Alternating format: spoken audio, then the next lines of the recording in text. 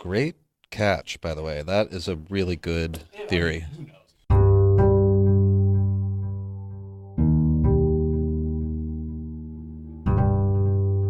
This is the Wheel of Time Spoilers podcast. Your hosts are Seth Jacobson and Patrick Heiler.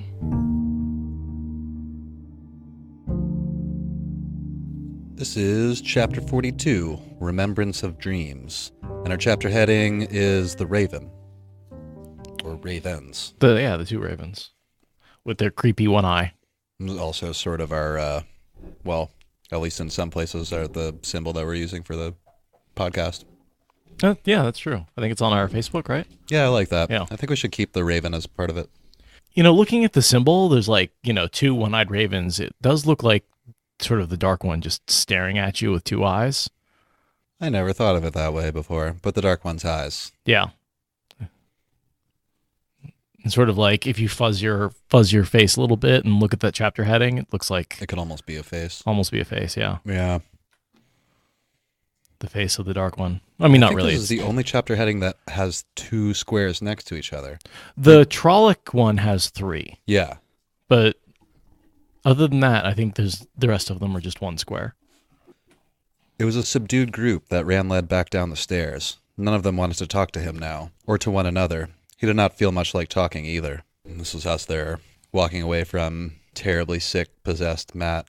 Yeah, they've just, found out that Matt's been tainted with the Shadar Logoth. I mean, not that I don't think Rand suspected. Rand takes them to the library and casually walks in, kind of forgetting that Loial is an Ogier, and none of the Emmons Fielders have ever seen an Ogier before. So there's the typical surprise, although they do pretty well. And Rand explains that he's an Ogier and A friend. not a Trolloc. Well, and let's see, is Lan with them or he's still with Moiraine? Yeah, because he's still holding Matt's hand. That's right, yeah. Those are the only two who I would think would know what an Ogier was by sight.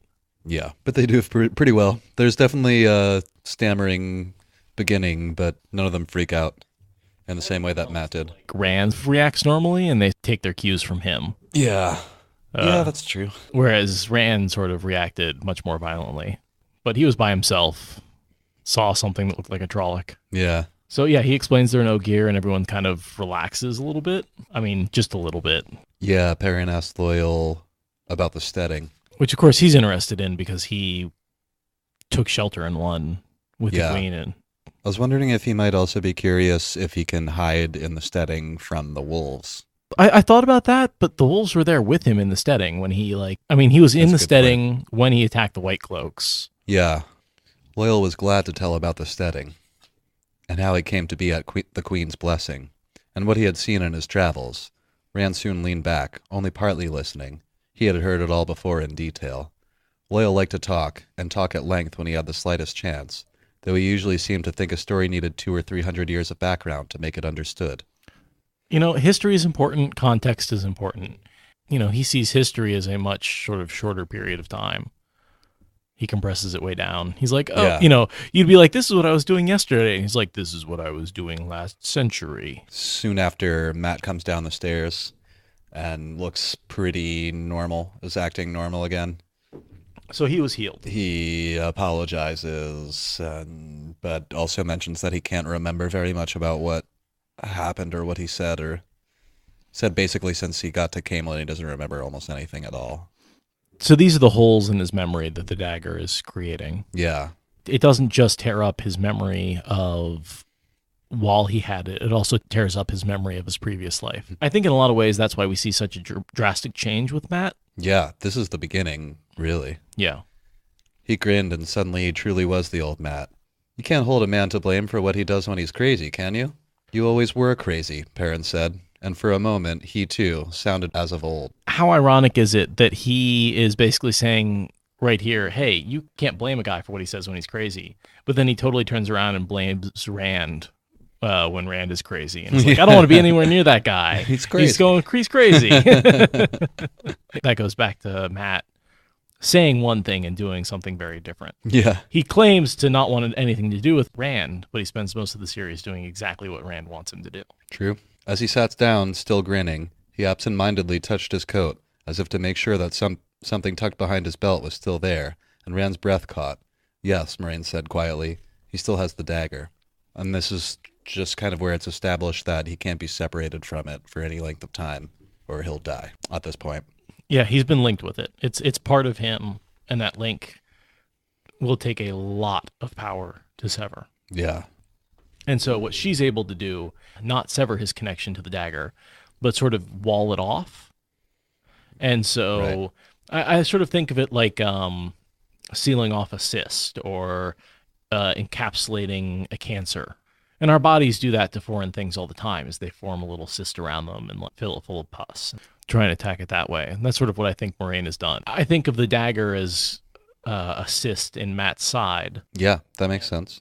You know, it's slowly filling with pus. And what Moiraine is able to do is drain the pus, seal it off a little bit so it doesn't affect other people, and, you know, just clean it out and sort of slow down the rate at which the pus accumulates.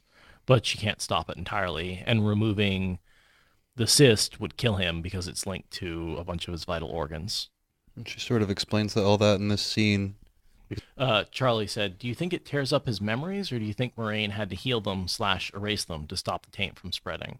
It's hard to say. We've talked about this a little before, Matt's memories and how he loses them. We also talked, like, while we were talking about his luck later, I was just re-listening to an episode, I forget which one it was, but we're speculating. So we know that he loses the memories and becomes lucky after he's healed from the dagger. And we've spent a time in a couple of different episodes talking about how that happens. It's really hard to say. You know, one of the things that we didn't take into account is the fact that he has lost a bunch of his memories already with this first healing. Yeah, that's true. And so, you know, he doesn't seem to be lucky at all. Is that like speculating, obviously, but could that be maybe because he wasn't really in control of himself? Like Mashadar was speaking through him just an hour ago. Well, the way I'm seeing it, I don't know that this is true, but the way I'm seeing it is that wasn't really Matt anymore. That was Mashadar. I think of him, as sort of infected, right? I keep coming back to this infection, but not instead of an infection of the body, it's an infection of the mind. Right. And so, in some ways, almost someone with a degenerative nerve disorder like ALS or Alzheimer's. I feel like Mashadar is slowly taking over portions of his brain, but it's sort of destroying parts of his memory while it does it. Kind of more like a fever dream than a possession, say? Yeah. Whereas I feel like I'm looking at it a little more like a possession. Like he doesn't remember because Matt wasn't there. He wasn't conscious. I'm thinking of it more as Mashadar is replacing him, and that replacement is what's destroying his memories. That instead of being Matt, he's Mashadar. Yeah. And that, like, once you remove that, there's just nothing left. Right. So there's nothing for Matt to remember because Matt's consciousness wasn't really there. I don't know. Yeah, that's certainly part of it, and that's why he doesn't remember a lot after he's taken over. But it doesn't explain why he loses a bunch of his memories of his life before he gets taken over by Mashadar. Yeah. I don't think there ever really is an explanation in the books. It's just something we can speculate on. And we don't really know how Mashadar works. Well, we can speculate about that all day. But at this point, he definitely doesn't remember anything. You know, basically as Mashadar gets stronger and takes over more of his head, he remembers less and less. But I don't think he's lost any memories from before he got the dagger at this point. Not yet. Yeah. That doesn't happen until his second healing. I guess we can kind of sum it up by saying it does damage to his mind. Yeah. Being under the influence of this, however it works. Absolutely. Whether the healing does the does pulling out a thorn, is the thorn that causes the hole, or is it the pulling out of the thorn that causes the hole? It's sort of a bit of both. The healing question is an interesting question. Like I said, I was just re-listening to an episode the other day where I was kind of speculating that if Matt started off as a brand new penny and he gets infected with Mashadar and he's green. Okay, I guess it would be more like a regular penny, not a brand new penny. Well, so you're sort of thinking of oxidation and corrosion is basically wearing away at sort of the hard edges. And then when he's healed, he's polished, but there's a whole layer that's stripped away, so he's different after the healing. That's kind of what I was speculating. Like in order to remove Mashadar and the taint that comes with it, the Aes Sedai perhaps removed something else. Yeah, I mean, well, but also you realize that, like, if a penny's rusting, some of the copper is actually turning into copper oxide. Yeah. And changing. So no matter what you do, you've lost material already. Like that. And you can polish it and remove all of the oxide. And it may even look better than new, but it's a different penny now. Yeah. All the material isn't there. There's definitely some material missing. Yeah. And the question is, is the polishing taking off just the oxide, or is it also taking off some of the original copper too? Yeah, exactly. This was when we were talking about Fane's Unluck. Do you remember that? Yes. I can't even remember the episode, how I ended up listening to it. Sometimes I just flip through and listen to one of the older ones now.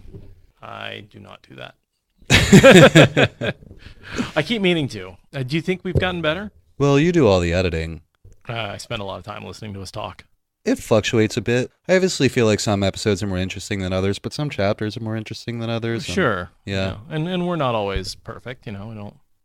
I mean, usually, but yeah. Yeah, we're usually perfect, but not always. Not always. And so I guess she also contains sort of those waves of darkness that were coming off of Matt, so he won't attract dark friends and fades anymore. Yeah. She says unless they're right on him. We see Loial give Moiraine a special greeting for Aes Sedai, I suppose. Here's something I kind of wanted to ask you about. Moiraine and Loial have the little exchange. The steading offers sanctuary to the servants of the light. Thank you, loyal son of Arryn, Moiraine said dryly, but I would not be too free with that greeting if I were you. There are perhaps 20 Aes Sedai in Caemlyn at this moment, and every one of them, but I, of the Red Ajah. Loial nodded sagely, as if he understood. Rand could only shake his head in confusion. What is the mutual understanding? Well, okay, so the 20 Aes Sedai are in Caemlyn. The Red Ajah are there because of Logain. Right. So they are sort of escorting him. Does Loial also understand, although he doesn't know that Rand can channel, that the Red Ajah might be interested in him, at least, if only because he's a Ta'veren? Possibly. Yes. I mean, I read this and I thought that Loial definitely understood that she is attempting to protect these boys, and the Red Ajah would not be as kind towards them. They're having some kind of mutual understanding. Yeah. I think it's just that Reds have a reputation of being kind of cruel. And there's no... And Loial is familiar enough with Aes Sedai to understand that reputation. I mean, Moiraine must know. Oh, obviously Moiraine knows. She thinks he's a Dragon Reborn. She says that later. Yeah. Loial, I think, just thinks he's Ta'veren. I don't think he knows he's a channeler. I think Loial just thinks he's an important Ta'veren, like Arthur Hawkwing, or another one of the heroes, or like a hero legends. for the Horn type, possibly. Yeah. We see a lot of Loial being scared of Aes Sedai and being like, we should do what they say. We don't want to anger Aes Sedai. I think at this point it's just... And she's also saying, don't be too free with that greeting. And the greeting is, the steading offers sanctuary to the servants of light. I'm not entirely... Yeah, it's a little confusing. It's a little confusing. Help us speculate, Internet.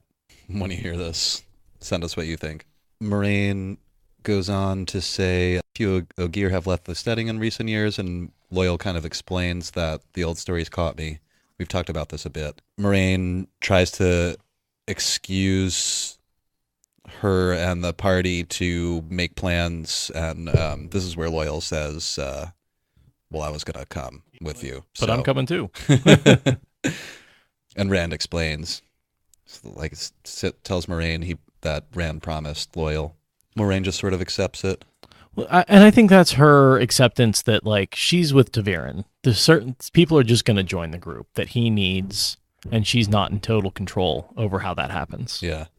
Moiraine mentions out loud that there are children of the light in Caemlyn looking for Perrin and Egwene, and Rand says, I thought they were looking for me and Matt, and she asked why. And this is where it sort of comes up. Loial mentions that Elida is also looking for Rand, and Moiraine says, Elida? What does Elida Sedai have to do with this? And this is where the story kind of comes out. Yeah, Rand tells the whole story of meeting the Queen and Elida and Gawain. And I just climbed up on the wall for a look at the false dragon. I didn't do anything wrong. That's what I always say, Matt said blandly. Though he was suddenly grinning hard. And Egwene asked in a decidedly neutral voice, Who's Elaine?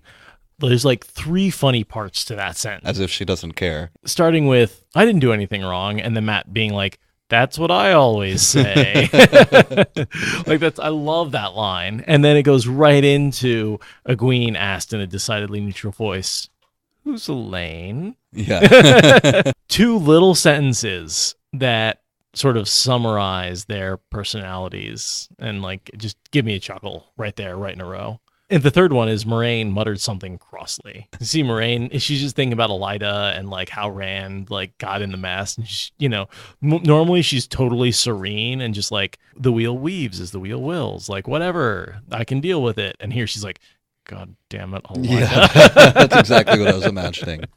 Fucking Just like Elida. rubbing her forehead and like wincing. Can this get more complicated? And then Perrin lies a little bit here. He says all we met were tinkers and some white cloaks. I caught that. He doesn't talk about Elias, and he certainly doesn't talk about the wolves. It's also a bit of a Perrin-esque thing to do to kind of avoid any drama. Avoid talking about the things that are bothering him and just... Yeah. He's still got fresh bruises from getting beaten while questioned, and it's just like, oh, nothing really happened to us. Well, he did say that the tinkers were a lot more fun than the white cloaks. Which is very true. Accurate. Yes. Accurate. I would rather spend the night with the tinkers than the white cloaks any day of the week. Heck yeah. But he's also like avoiding looking at Moiraine because he doesn't want her to, call him out. Yeah. Because she knows a little bit about what's going on. And then here was an interesting paragraph because I have seen a bunch of people talk about the tinkers and say, hey, what's the song? They're looking, they think there's something in the series that is the song. And one of the leading candidates is the growing song that the Ogier sing. Oh, right. But here, Loial's like, yeah, I taught them that. They know that, and that's not the song they're looking for. Right. So it's several songs that Loial taught them. Yeah. And I think in the past we've talked about how the Tuatha'an song is really an ideal more than an actual series of notes. That what they're looking for is peace and prosperity and a place to call home where they can be nonviolent. Yeah, it's a sort of metaphor. Right. Rather than a literal song. I suspect, anyway.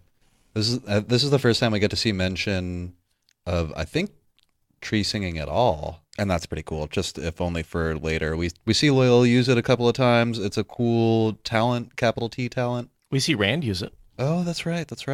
He grows that grove of trees when he's negotiating with Elaine about the armies.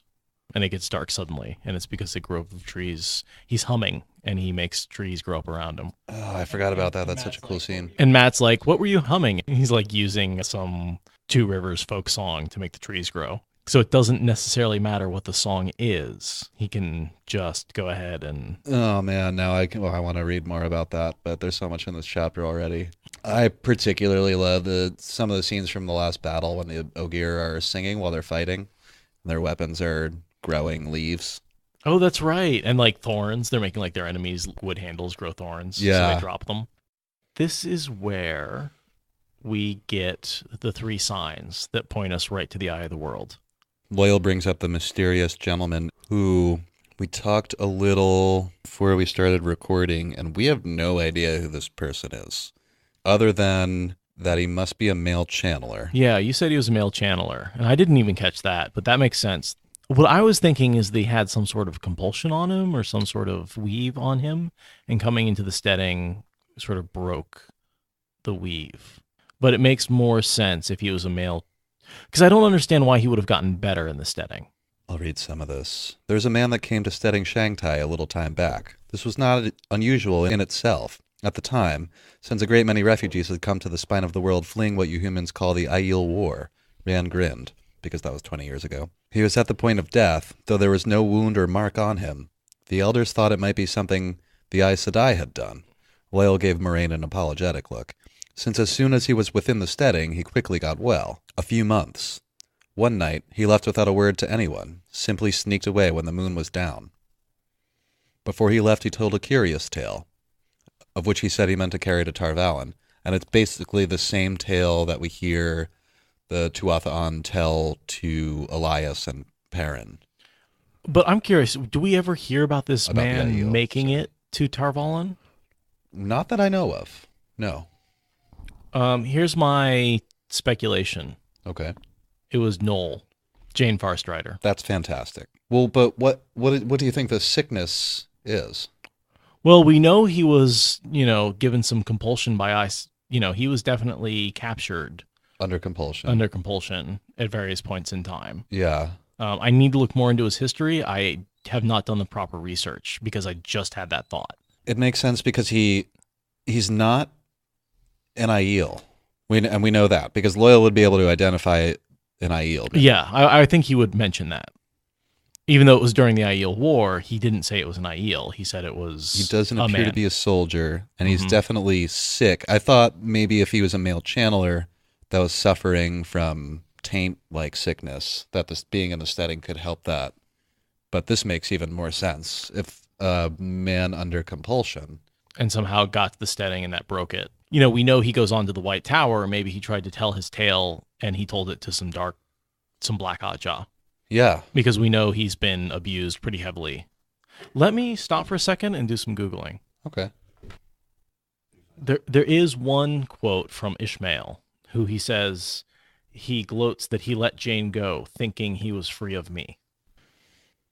God, but at some point, Ishmael definitely has possession of Jane Farstrider. I think that's right, yeah. So, because he says he lets him go. I like it, and it fits better than anything that I could think of. So I really, really do think that this person who brought the news to the Ogier is Jane Farstrider, and he went on to the WhiteTower and was captured. Do Loial and Jane run into each other at any point later? I don't know that they do. No, they don't. Because that would be like a good confirmation. And it's so Jane Farstrider to simply sneak away. Yeah. Yeah, just disappear.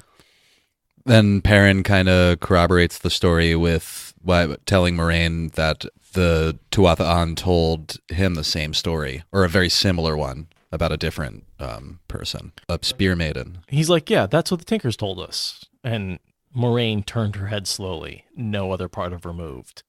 What story? Because from one source, it's an oddity. When she hears it from a second source, from the Tinkers, she understands the significance of those quotes. Yeah. And to hear it from two places at the same time is definitely freaking her out. And he describes, we've seen this before in the chapter where it happened, but sort of the timeline is important. That this is no longer 20 years, but 3 years ago. Right. He says, this was only 3 years ago, not 20. Does it mean something? Perhaps everything, Moiraine said. And then Perrin sort of gives the third confirmation. Yeah. Bails him on, Perrin said suddenly. The name cut off all sound in the room. No one appeared to breathe. Perrin looked at Rand, then at Mat, his eyes strangely calm and more yellow than ever. At the time I wondered where I had heard that name before, the Eye of the World. Now I remember. Don't you? I don't want to remember anything, Mat said stiffly.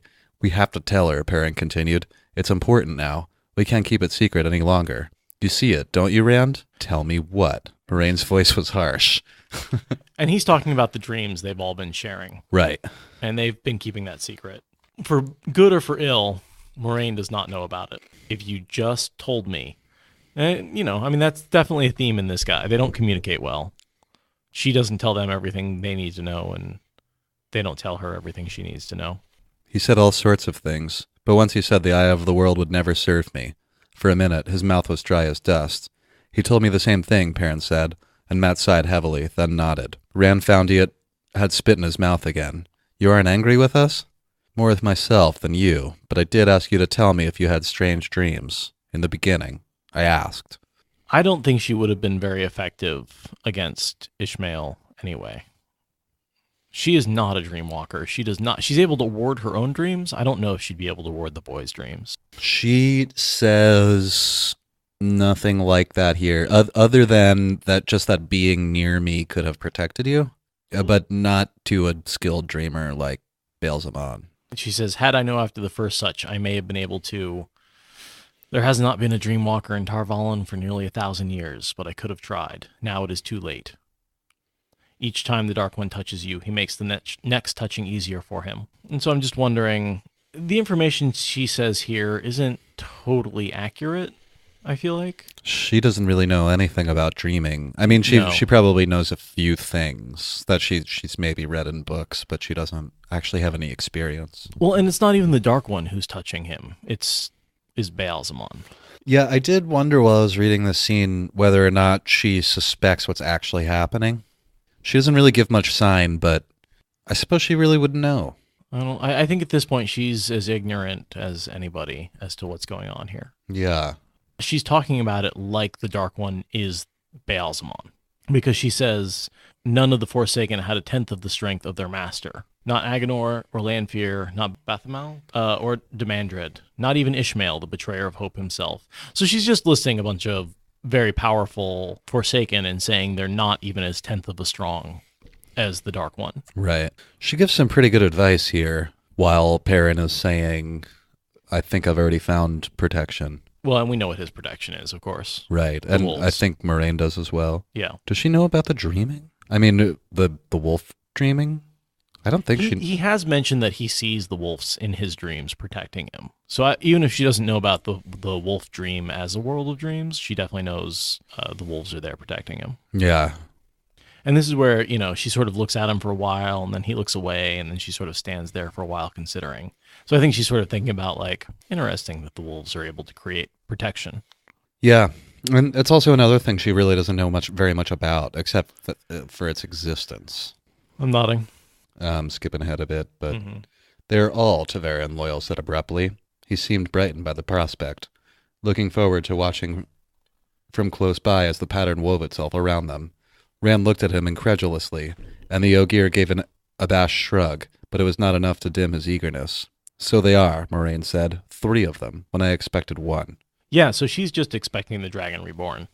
Yeah. She's not expecting 3 Tuatha'an. They give a list of names, and those are obviously a list of former false dragons. Oh, yeah. He doesn't tell her exactly what the names are, that he knows what the names are. Right. And when he asks her, he's like, so what do those names mean? She gives him a non-answer answer, which is just more Aes Sedai trickery. And it sort of makes him not trust her as much because he knows they're false dragons. Yeah. And she's not super straight up with him right there, which is funny because she's just, admonished him for not telling the truth about the dreams. And then she turns around and doesn't tell him the truth about the dreams. She gives a kind of cryptic answer, like these things could be construed as helpful, but what would really be helpful if she was plain and direct. Yeah, she has trouble doing that. She spent her whole life looking for the Dragon Reborn and keeping that a secret from all of her friends and allies and enemies because she doesn't know who to trust. She has spent 20 years on the road keeping secrets. Yeah, and she's not very good at being open and trusting. And Aes Sedai never lies, but the truth she speaks may not be the truth that you think you hear. That was what Tam had said, and she had not really answered his question. He kept his face expressionless and held his hands on his knees, trying not to scrub the sweat off them on his breeches. She sort of says the reason that the Dark One, or in this case Baalzamon and Ishmael, is able to find your dreams is because you're Tuatha'an, and he sort of is following the bending of the pattern to their dreams. Yeah. And he talks about how he uses the fact that they're Tuatha'an to find them. And I think what he's referring to is that he can find their dreams because they're Tuatha'an and then see where they are in their dreams. Like when he sees them in Shadar Logoth. I just had that thought, that he's not actually able to find them directly because they're Tuatha'an, but he's able to find their dreams because they're Tuatha'an. Does that make sense? Yeah, it does. I hadn't really thought about that. There is something to it. I don't know that we ever really see good examples of them being tracked by the warping of the pattern or anything like that. Their presence is known by the warping of the pattern. Remember when Moiraine is chasing, basically the entire book of the Dragon Reborn, they're chasing after Rand and they're like, oh yeah, remember all these weddings that happened here? And they're tracking. She doesn't ask if Rand was here. She just tracks him based on the events that occur. I forgot about that, but yeah, that's a perfect example. Yeah. Of a way you could track someone or track a Tuatha'an that way. So there's a lot of ways through their effect, but I think the way that Ishmael is doing it is he's able to find their dreams. And this is where Moiraine once again informs them that they only have one choice, essentially, for escape. Except this time it's not just running, because she says, they know we're here. Things are much more dangerous than I thought. The city's surrounded by Trollocs. There's at the very least, a Forsaken somewhere nearby looking for us. And if not just the 12 fists of Trollocs that Lan mentions to worry about. And she was like, there's one good way to escape. And what do you know? The pattern wove one of the only people who could navigate the ways right into our path. And we have a destination that we have to go to now. The Green Man needs to know. To the Blight, to find the Green Man. When did Moiraine see the Green Man? I don't know. Was it during New Spring? I want to say that it was. You know what? Now that you say that, I think she only mentions it. I think she goes to the Blight to find the Green Man after the foretelling, when she's secretly sworn to secrecy. When Gitara Moroso dies, right? Yes. In front of her, gives the foretelling, dies. She and Swan, Moiraine and Swan, that is, are sworn to secrecy. And I think at some point at the beginning of the journey, she goes to visit the Green Man to ask him questions. Because isn't she's the only person that's ever seen the Green Man twice? Later. Right. Well, not yet. But yeah, this is, it's all about need. Right. Which need is definitely a theme in the series. It's how you can find things in the world of dreams. Yeah. It's how you get to the Eye of the World and the Green Man. Uh-huh. And it's how you generally channel for the first time. Great need. Yeah. That's why I think Nynaeve struck first in the camp, and she did the first bolt of lightning, is because she needed a distraction. Someone brought up a point that, she wasn't angry, so she wasn't... I think she's still in the wilder phase where need is how she channels. Because she's still not doing it consciously. So until she starts channeling consciously, she doesn't need to be angry to channel, if that makes sense. To look back at that. But isn't she like... I don't want to say this and then get called out for being wrong. But isn't she like cursing Moiraine under her breath? Or like, I wish that woman would do something now. Not cursing her, but saying, I need something to happen now. Yeah. Yeah. I mean, that's, yeah. So I think she's still under the need. The anger thing's a good point, but I think you're right. I don't think that's the only way she can channel. Or, like I said, at least until she starts channeling consciously. Once she's channeling consciously, then she's blocked. But I do think at this point, she is still 100% unconsciously channeling, and the need is what drives Wilders. So I don't think she's blocked yet. I'm going to agree.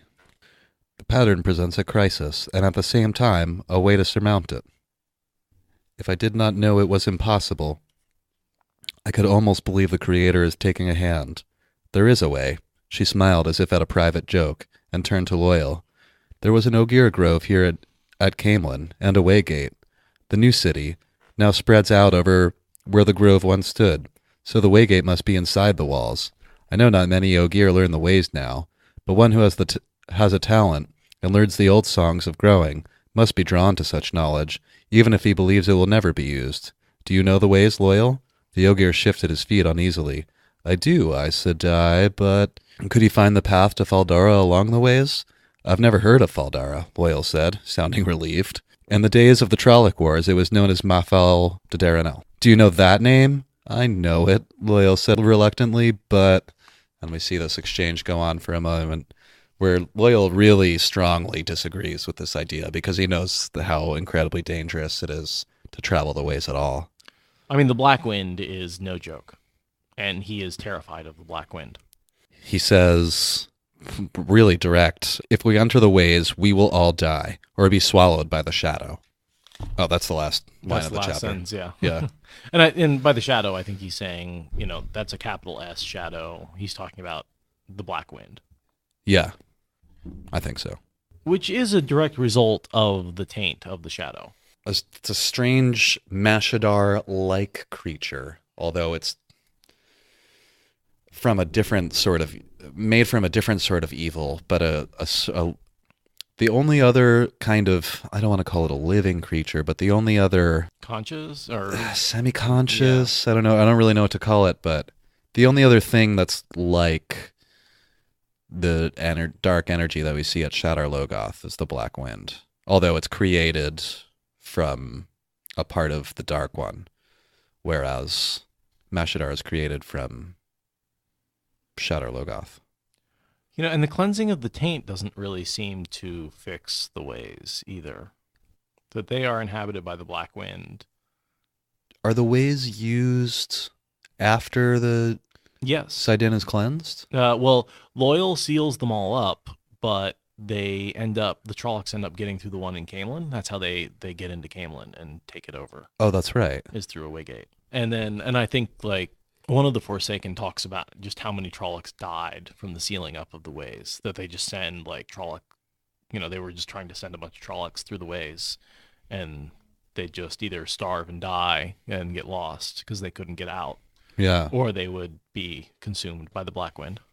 I think the Black Wind is still around, actually. Somewhere in there. Yeah. Creepy.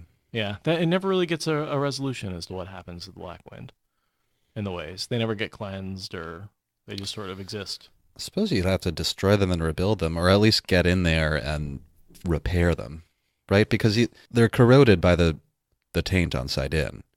But just because you remove the taint doesn't mean that the damage done by corrosion is fixed. Like, for instance, male channelers who have gone insane before the Sidin was cleansed, after, they still need to be healed. Right. Yeah, there's still the effect. They're still broken. So I assume that at some point, that would be a great follow-up novel, is the like entering the ways to fight the Black Wind and contain it. Yeah.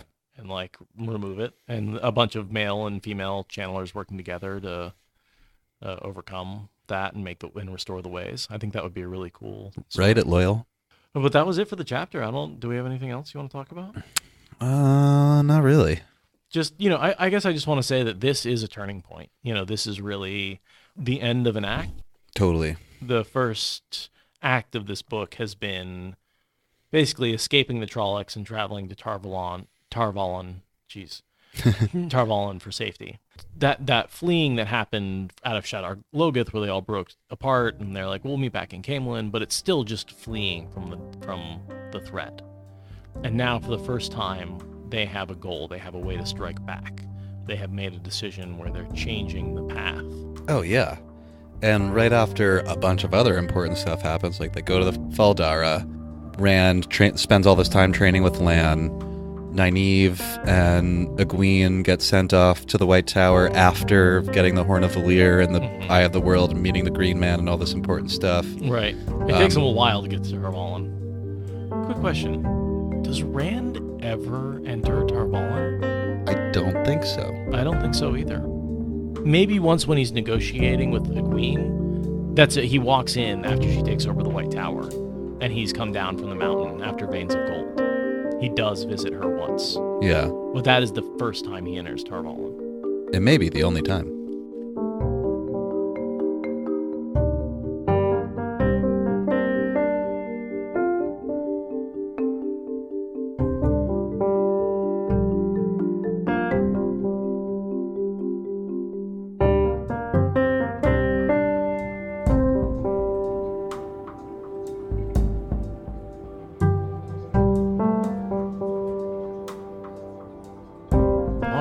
As always, we have a list of Patreons that have been helping us out since the last...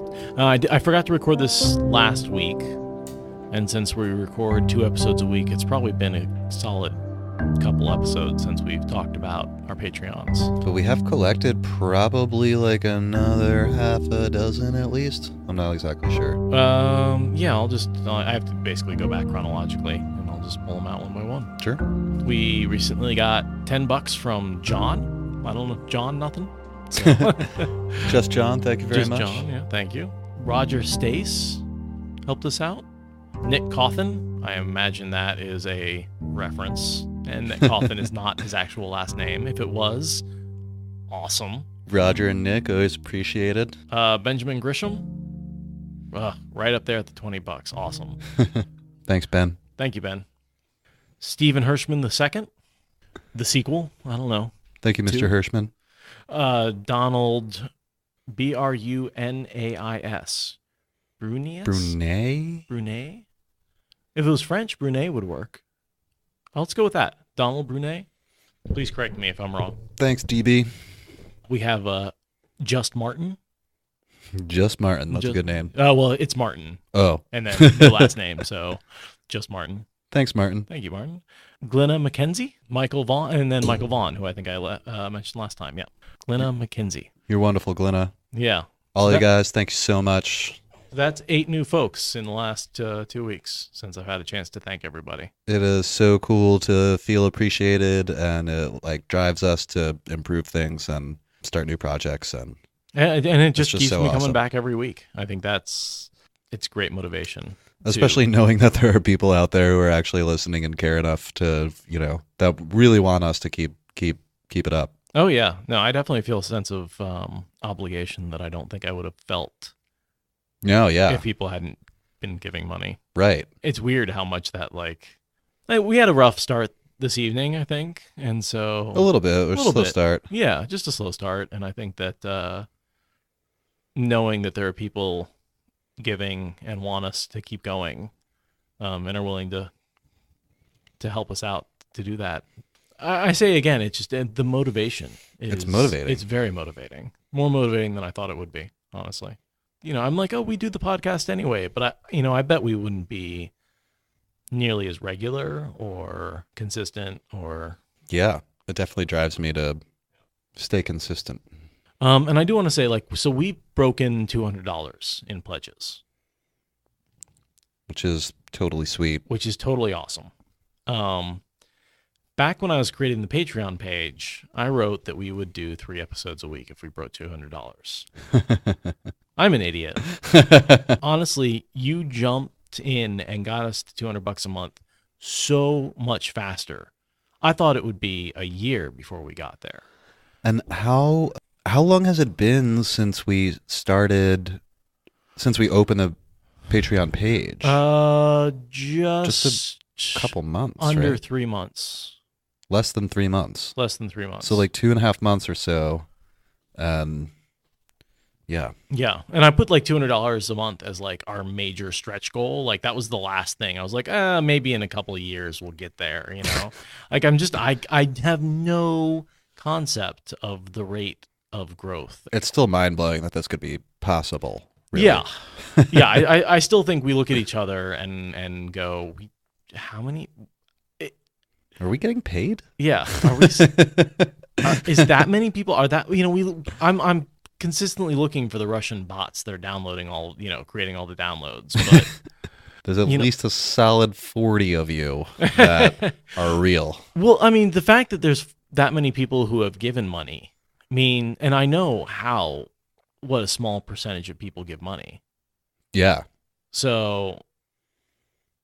The fact that there are that many people willing to give money means there's a much larger audience out there of real people actually listening to us. I can't tell you enough what the Whatreons mean and how it's really the main source of feedback we get. Because we can track downloads, we can track likes. Every social media thing out there has a way to track how many people have looked at your shit today. Yeah. But that doesn't mean that people like it or enjoy it or right. Maybe you're downloading it, but are you listening? You could have seen engaging? Our Facebook, Instagram junk and hated it, but that still counts as you looked at it. Right. So we don't really, it's very difficult for us to tell. Other than our patrons, the just number of downloads per time increment, that's it, and the literal messages of encouragement that people... every week people send us a couple lines or half a dozen to a dozen people send us a nice email. I love it. Keep going. I mean, every day that I wake up with a new email that says, "Hey, you're doing a great job. Keep it up." Couple lines on Facebook or they make direct message wherever. And we share them. Me and Patrick are always, "Hey, check this out. Hey, check that out." Yeah, the written messages are awesome. Feel free to review on iTunes too. If you're writing out a message. Heck yeah, that would probably help us out a lot. I think so. It's hard to really judge how important, how much it matters. How much it matters. We're not sitting on the new and noteworthy list in iTunes. No, we'll probably never. Right. We're a niche audience. We're never going to appeal to a broader public that hasn't read the books. Right, unless the show blows up. Right. Well, if that ever even happens. Yeah. I mean, if Wheel of Time became a Game of Thrones type phenomenon in the public mind, I would be really happy. We're not holding our breath. But I'm not. Yeah. No, I'm not betting on that. Simply because, that was honestly a once in a rare generational phenomenon. Although, this Harry Potter has been super popular. Obviously. Yeah. Game of Thrones, Lord of the Rings, like super popular. There's been some quality sci-fi adaptations that have become very popular. Yeah, sci-fi and fantasy is a lot more popular, I feel like, than when I was a kid. I always felt like I was a weirdo for reading it. Oh, yeah. I hid my books all the time. I knew it. I just didn't care. Yes, I go to the library. Yeah. Sometimes I hang out there. Whatever.